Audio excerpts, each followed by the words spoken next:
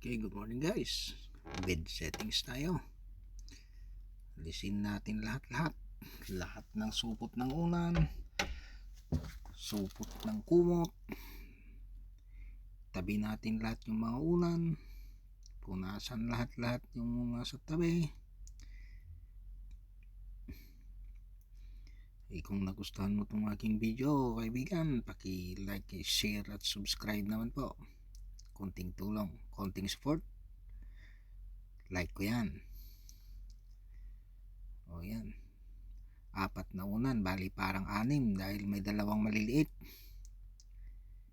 Isang medyo matigas, isang malambot, at isang maliit. Dalawang matigas, dalawang malambot, dalawang maliliit. Yan, yung mga towels, kunin na natin, lagay na natin sa ibabaw ng kama, hilahin na natin lahat para minsanan ng alisan. Kunin ng mga linsula, linen kung tawagin. Hilahin ko konti yung foam para maipit ko rin sa taas para hindi madaling mahila. Yan. Uunatin lang natin, titignan natin kung may mancha, butas o may buhok. Kung may butas, may mancha, palitan kaagad. Kasi yung iba, tinitignan na dito sa baba yung gitna ng lensola, patataas na, iipitin na lahat. Minsanan nang hihilain doon sa taas. Ayaw ko naman noon, baka mamaya ay doble trabaho pa, dahil mamaya may butas yung isa o dalawa, papalit ka agad. Ganyan, ipit-ipit, binatin lahat para makita mo kung malinis yung linen. 3 yan ang ilalagay ko, yung 2 pang sandwich ko sa comment naman dyan sa mga nakakalam ng English ng Fumoni. Yan, lalagay ko yan yung una, pangalawa. Tapos ilalagay ko yung Fumoni dyan. Yan yung Fumoni na tinanggal ko kanina, ibabalik ko ulit. Yan. Oops, bitin sa kabila na yan, kaya jijira natin para parehas. Mahaba dito sa kaliwa, mahaba din dun sa parte ng kanan.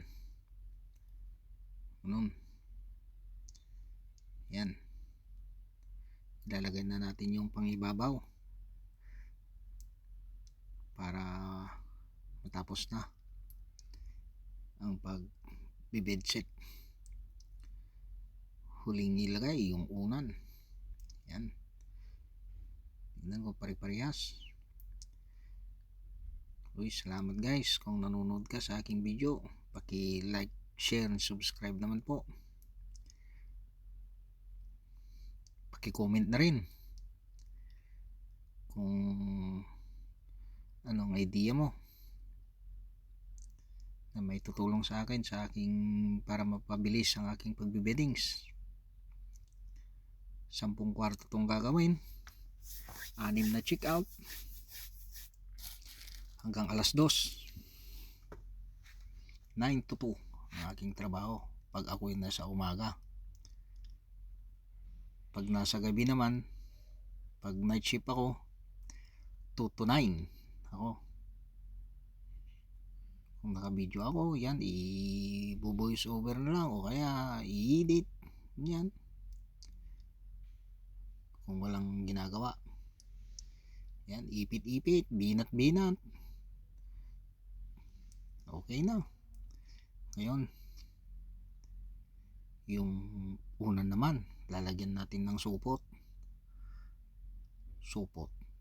Federe dito sa Italia. Punda ba ang Tagalog niyan? Ewan ko. Sa aming mga Ilocano, supot, unamilatan. Supot tipungan, unamilatan.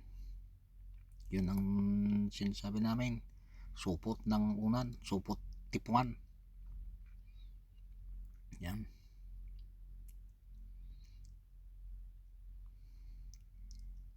Uy, God bless po sa mga nanonood. God bless po sa ating lahat. Yan. Lalagay na ganun.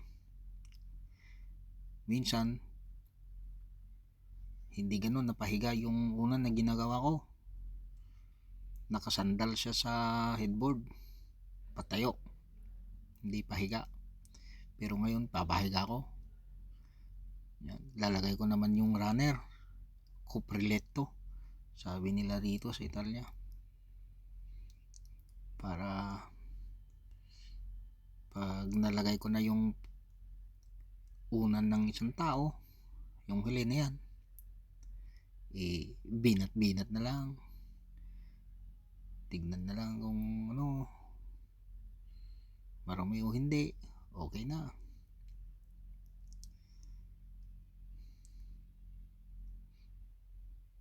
Nasa yung full video nito hanggang sa paglilinis ng banyo, hanggang sa pang-hoover. Nagagawa ko yan ng isang kwarto, linilinis ko kasi lahat-lahat. Dahil yung isa kong kasama, hindi nililinis. Kaya matagal. Pag ikaw nang papalit, yan na, tapos na.